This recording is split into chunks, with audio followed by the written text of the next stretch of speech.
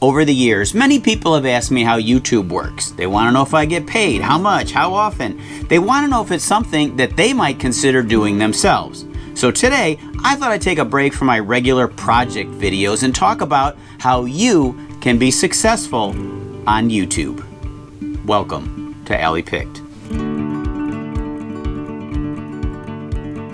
First of all, before I can even get to the how to be successful on YouTube part, I need to explain why I make videos. There's 4 reasons. First of all, it provides a service to help other people. It helps them solve their problems, fix their stuff. It teaches them something that they wanted to know or they're just curious about. I often get comments like these. Thank you. I had someone give us a quote of $1,200 to replace the porch steps. You helped me have the confidence to do it ourselves and save a lot of money. My cat ruined our shades this morning. Thank you so much for the fix. This will be temporary till we get some metal ones. Thank you for sharing this knowledge. I fixed our dryer with your help. I try to explain things in a creative and entertaining way. I make videos that I would like to watch myself. Most people are visual learners. Once they see something done, it's much easier for them to try it themselves. Number 2. It's a visual diary of my life, or at least the last 7 years that I've been doing this.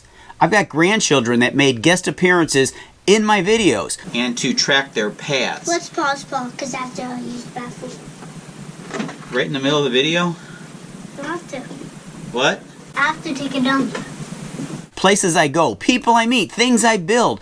Much of my life over the past 7 years is documented on YouTube. I've talked about things that I did when I grew up, toys that I played with. I am surrounded by toys and games today. In the future, when my great-great-grandchildren are growing up, ones that I'll never meet, they're going to have the ability to learn all about this goofy, alley-picking weirdo. And if they're interested, they can learn a lot about me, who my friends were, things that I fixed and built, how I lived, where I went to church, how I invested my time. Wouldn't it be great if we could see videos of our own grandparents or great-grandparents in HD doing stuff, working, living their lives 50 or 100 years ago? That would be amazing.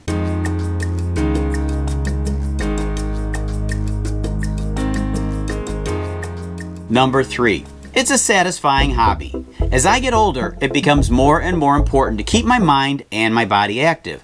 At the end of the day, when I come in from the shop or the garage after fixing, building, and working on projects, I always feel a lot more satisfied than when I'm just lounging around the house.